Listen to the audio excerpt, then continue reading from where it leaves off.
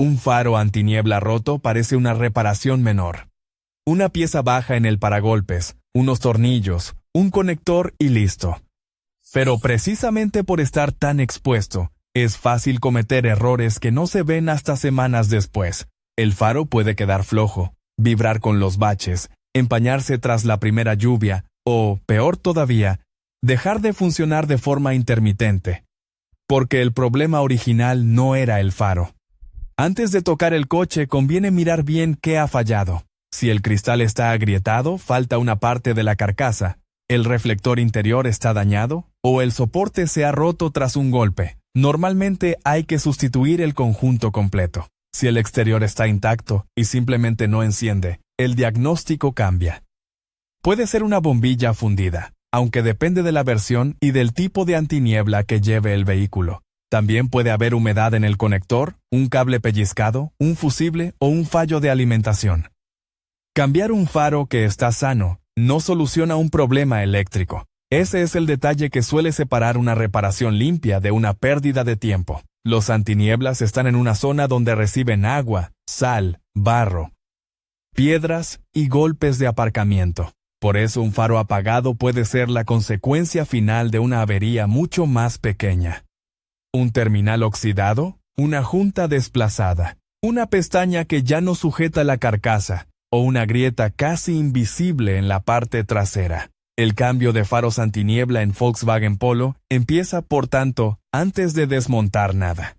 Empieza identificando exactamente qué Polo tienes y qué pieza monta. El nombre Volkswagen Polo cubre varias generaciones, rediseños, acabados y tipos de paragolpes. Dos coches aparentemente iguales pueden llevar antinieblas con distinta forma, diferente profundidad, anclajes colocados en otra posición o conectores que no coinciden. El lado izquierdo y el derecho tampoco son siempre intercambiables, aunque desde fuera parezcan simétricos.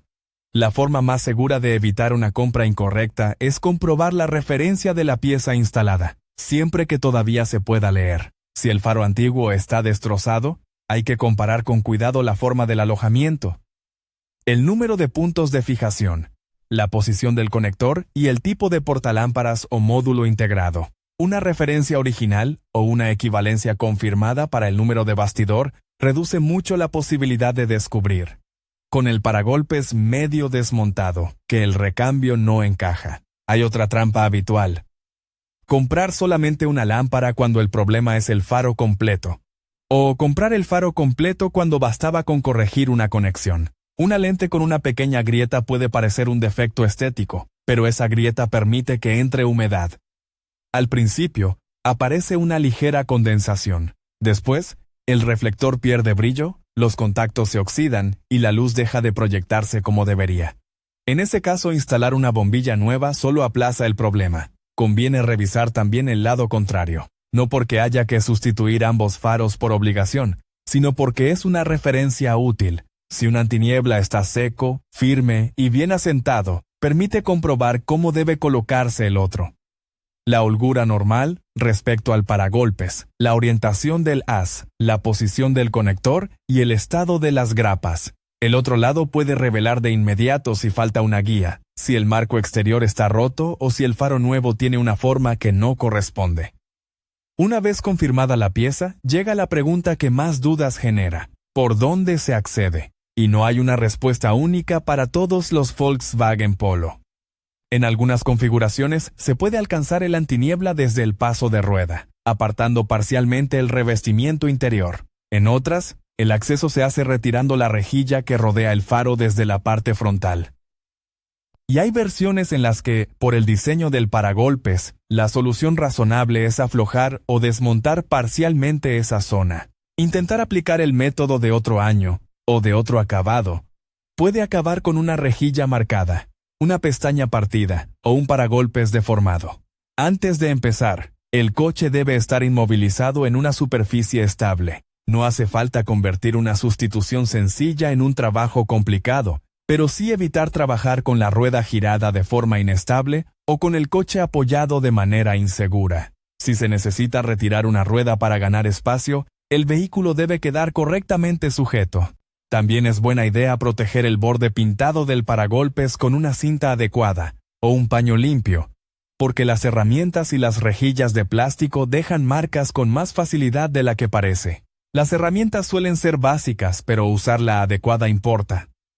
Un destornillador que no ajusta bien redondea una cabeza de tornillo. Una palanca metálica usada sobre una rejilla puede dejar una marca permanente. Para las piezas de plástico, una herramienta de desmontaje no metálica o una cuña apropiada reduce el riesgo. Y si aparece un tornillo que no gira con normalidad, no conviene aumentar la fuerza de inmediato. Puede estar oxidado, puede tener suciedad en la rosca, o quizá no sea la fijación que realmente libera el faro. Cuando el acceso es por el paso de rueda, normalmente lo primero es liberar con cuidado la parte necesaria del revestimiento interior. No hace falta arrancar todo el guardabarros si el diseño permite abrir solo una zona.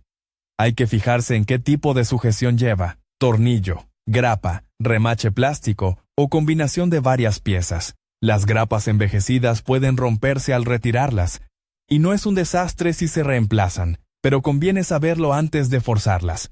Una grapa rota que se deja sin sustituir puede hacer que el revestimiento vibre, roce con la rueda o deje entrar más suciedad de la cuenta. Desde ese hueco, el antiniebla suele quedar accesible por su parte posterior. Lo primero no debería ser tirar del cable ni buscar a ciegas los tornillos. Hay que observar cómo está sujeto. Algunas unidades van fijadas directamente al paragolpes o a un soporte. Otras encajan en una estructura intermedia. También hay faros en los que una parte visible, como el marco o la rejilla, cumple una función de guiado. Si se saca la unidad sin entender ese recorrido, es fácil romper una pestaña que luego nadie ve, pero que impide que el faro quede firme. Cuando el acceso se realiza por la rejilla frontal, la paciencia es todavía más importante. Muchas rejillas no salen tirando hacia adelante sin más. Tienen lengüetas en direcciones concretas y pueden estar retenidas por puntos de apoyo ocultos. Si una esquina no se libera, no significa que haya que hacer más palanca. Significa que hay que encontrar la pestaña que falta. Un plástico frío y envejecido es especialmente frágil. Por eso, ayuda a trabajar sin prisas y no convertir un faro dañado en un faro dañado más una rejilla nueva.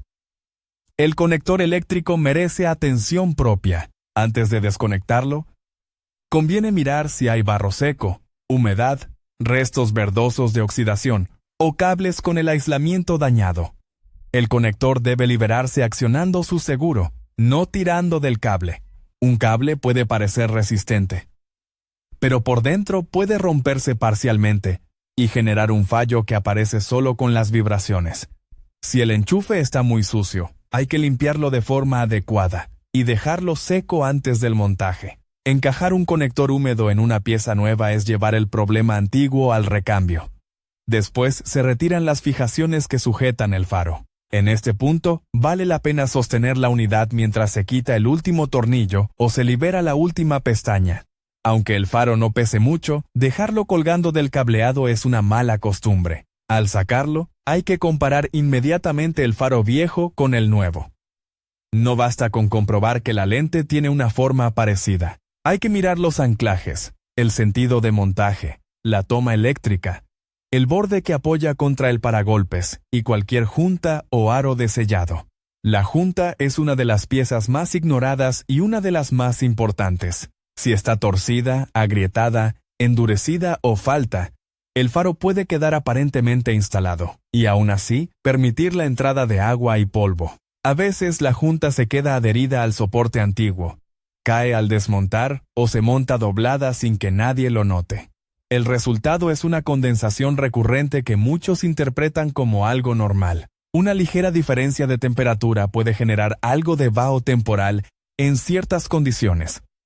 Pero la humedad que vuelve una y otra vez, las gotas visibles o el agua acumulada dentro, no son una condición que haya que aceptar. También hay que inspeccionar el soporte del paragolpes. Si el coche ha recibido un golpe en esa esquina, puede que el faro no sea la única pieza afectada. Un anclaje torcido, una guía rota o una pestaña faltante harán que la unidad nueva quede desalineada.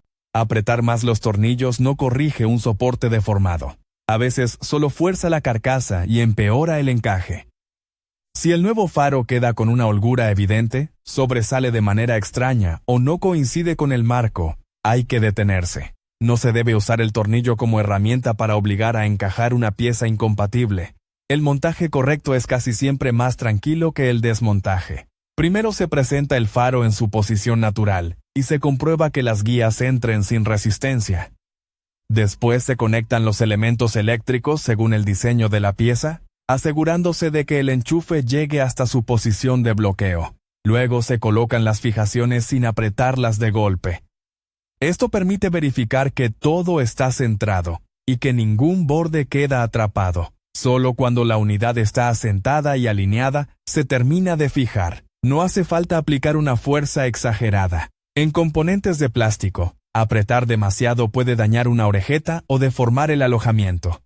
El objetivo es que el faro no se mueva, no vibre y no deje un hueco indebido. No convertir la fijación en una lucha contra el paragolpes. Si se ha retirado una rejilla, debe volver a encajar con sus pestañas alineadas. Si una pestaña no entra, no conviene golpearla con la palma ni presionar de forma brutal. Hay que volver a comprobar la posición del faro, porque a veces el problema está detrás y no en la rejilla.